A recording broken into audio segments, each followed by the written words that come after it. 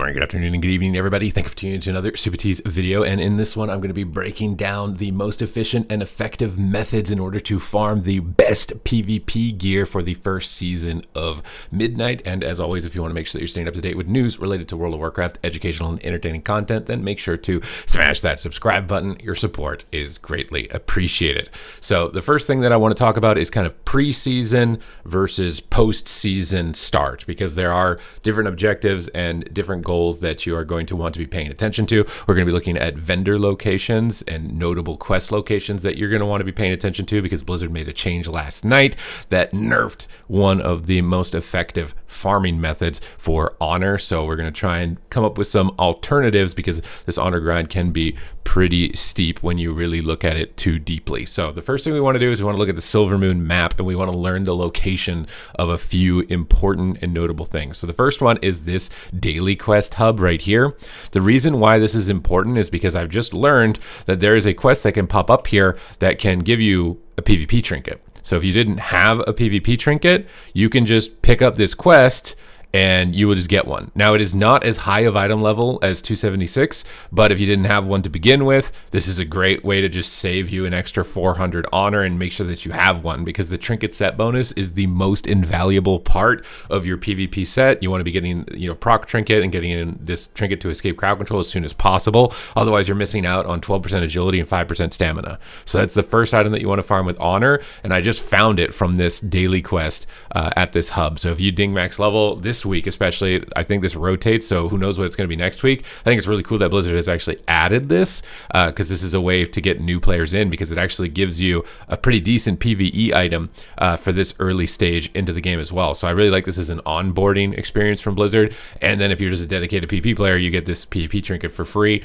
but you will eventually want to upgrade it. But it's a nice kind of temporary fill-in, because obviously if you just ding max level, you're going to be feeling pretty weak. This will help you out a lot, especially if you're using the trinket from last expansion, which is like 170. It's like almost a 100 item level bump. So you're going to want to be checking this daily quest hub pretty much every weekly reset, just to see if anything has popped up in it. The next most notable location that you're going to want to keep track of in Silvermoon is this area here. Now, if you complete the campaign and you follow through it will show you this area throughout the campaign, but this is basically the Catalyst Converter. And if you don't know what the Catalyst Converter is, it basically lets you convert gear. I don't think I have any that I can use right now. I have this temporarily, but it basically lets you convert any piece of gear into a tier piece of gear. Now, as a PvP player, you're going to want to be using your Conquest pieces to convert into tier gear with this, because it's going to be the highest item level. There are items that you can purchase to upgrade PvE pieces in PvP. Now, if you're a PvE player, you can do that, PvE focused player. But if you're a PvP focused player, that's going to be a bit slower as far as your maximum upgrades. But it's important to note with this where this is, because you're going to get one of these catalyst charges, I think, every 2 weeks. So this is going to be your main source of getting tier gear. Depending on your class and depending on your spec will determine how powerful it is. Some specs are not going to want to go for tier at all, and you can kind of skip this step. But other ones, it is very important that you get it, and it's going to be giving you a significant benefit. So it's this location on the map. This is the new catalyst. It was in Dornegal as well, but important to get our bearings here in the city for these important locations so that you know exactly the order of operations. So whenever you buy a main set piece of Conquest gear, you might want to double check what the tier gear is for it in the adventure guide. So you can go into into Warband Collection. How do we look at the gear here really quick? Adventure Guide. We used to do it in an Adventure Guide. You can go into the raids. You'll be able to find a piece of tier gear. I would imagine off one of these raids, probably the main one on the Void Spire, and you can kind of just look at the stats on it, and then the stats will determine what tier gear. I guess we can't look at the tier gear at all. You're just gonna want to double check whenever you put a piece of tier gear in here, what stats are on it, and what stats you want, because you can't pick the stats that it converts to. So come here quickly and put like different pieces in, figure out what stats your tier gear has, and which ones are going to be the most ideal before you convert it, just so you don't convert the wrong statted piece. Now, the next major location that everybody's basically going to be hanging out at is the PvP vendors, which have a dueling area here, as well as training dummies. So this is basically the equivalent of the Dornegal area, where you're going to be able to purchase Conquest gear, you're going to be able to purchase Honor gear. There is something that's a little bit up in the air as far as farming gear, which is bloody tokens. So you can see there's a war mode quartermaster right here that's currently not selling anything in the preseason, but after the season starts, they will. Now, I've seen some people making posts that apparently bloody token gear is going to be similar to honor level gear and not conquest, which means that you won't have to farm it if that's the case. But I would find that hard to believe just because they disabled bloody tokens and they disabled the vendor. So if that gear was the same as honor gear, why did they disable it in the preseason? It makes me think that it's not, or maybe it's not gonna be as good as it was, but it might still be slightly better. So this will be selling you bloody token gear. You get bloody tokens from world PvP, completing world quests with war mode on, looting the chests that randomly spawn around the map, or just killing enemy players, and you'll be able to get bloody tokens in order to buy this gear. The next vendor over here is recipe vendor. This is where you can buy stuff with honor after you fully honor capped. Some of these recipes actually sell for quite a lot, and you'll be able to make some extra gold if you're not that far ahead. Obviously, you can pick up the infused now heliotrope gems, and these sell pretty good. The next vendor over here is the honor vendor. This is your primary vendor when you ding max level. As far as best honor farming methods, originally it was just spamming the training grounds, which is right here. Now they have recently nerfed the amount of honor that you get from this by 50%. It still looks like it awards 200 for the first one. I would definitely recommend doing this for the first win of the day if it does receive 200, because it's way faster. The random battleground format is a lot slower. The games take a lot longer, and there's a chance that you lose. They take a lot longer. So you may want to experiment between these after the nerf as to which one is actually faster. Another really good one is random epic battlegrounds, because a lot of epic battlegrounds have a quest inside of them that will give you a bonus 1,000 honor for completing said objective. So generally, if you're kind of time sensitive, doing one of this and doing one of all of these is a really good way to just maximize your honor for that day, as opposed to just spamming one individual one if you have limited time to play.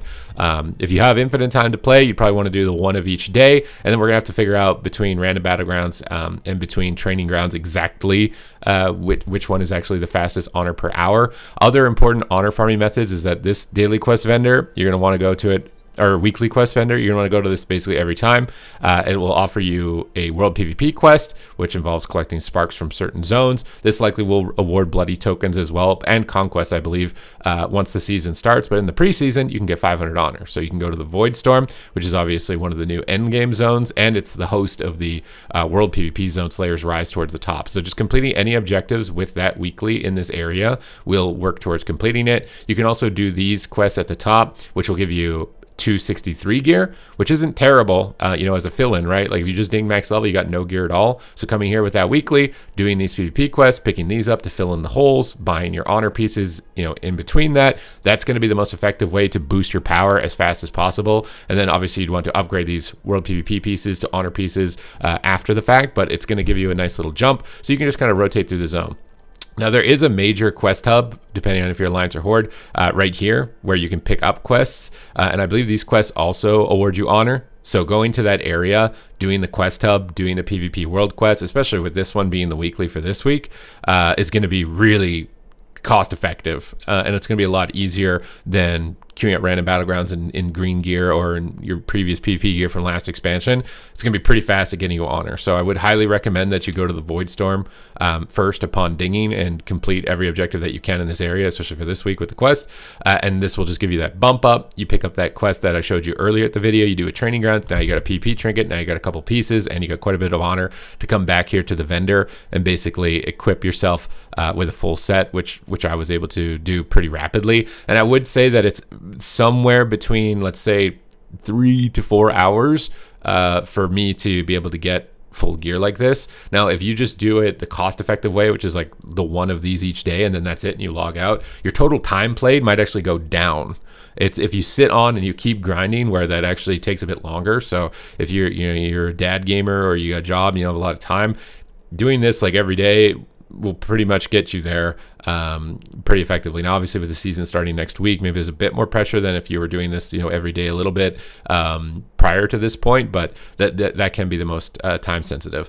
Next vendor over here is the Conquest Quartermaster. So there's nothing on it right now because it's the preseason, but once the season starts, this vendor is going to be selling you what is considered your best gear. And like we said, when you're buying the main set pieces, you go to that catalyst converter, you can turn it into tier gear, you're going to be feeling pretty good. They will also sell a weapon, which will be given to you for free free once you hit 2,500 Conquest earned for the season. So you don't want to be putting a lot of eggs into any weapon baskets, especially if we find out the Bloody Token gear is epic. I suggest focusing on off pieces with Bloody Token gear, and then get the free weapon and get the main set pieces with Conquest. So you get the tier set, and you're going to get a massive power jump towards the midpoint of the season. And also when the season starts, when you do rated PvP, there's going to be a chance for you to get an item that'll give you a quest, which will allow you to make crafted gear. So you can make the double ring and the neck with that crafted gear. Now, because it's preseason, that's not going to happen.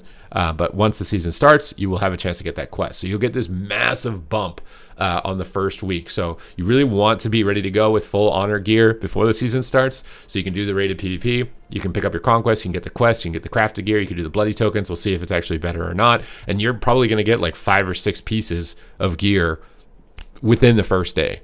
And so if you're ahead of the track there, ahead of everybody else, you get that power jump before they are. Next vendor is the elite PvP gear, which obviously isn't going to sell anything until the season starts, but this is where you'll get your transmogs, your weapon transmogs for different rating cutoffs. So it's located right next to the other vendors. Last time it was kind of hidden. It was thrown onto the other side of Dornegal, but it's a little bit easier to find this time around. And that's basically the rundown. Basically every week, come in here, check these daily quest vendors, see what's going, or weekly quest vendors, and see what's going on as far as objectives and what zone you can go to maximize your honor and your conquest, especially if you fell behind a week, let's say, and then you can get conquest from some of these quests. Likely there will be conquest awards as well from Slayer Rise. So if you really felt like your character's kind of falling behind on gear, or your little rating anxiety, you can get some conquest likely from these objectives once the season has started, and that's going to be your best bet for gearing up as fast as possible. So I hope you guys enjoyed the breakdown. Hope this has got everything cleared up as far as feeling lost when you ding max level and where do I need to go, what do I need to do, what's happening, because I know it can be a lot, especially with all the different systems that are in the game. So thank you guys very much for watching, and I will see you in the next one.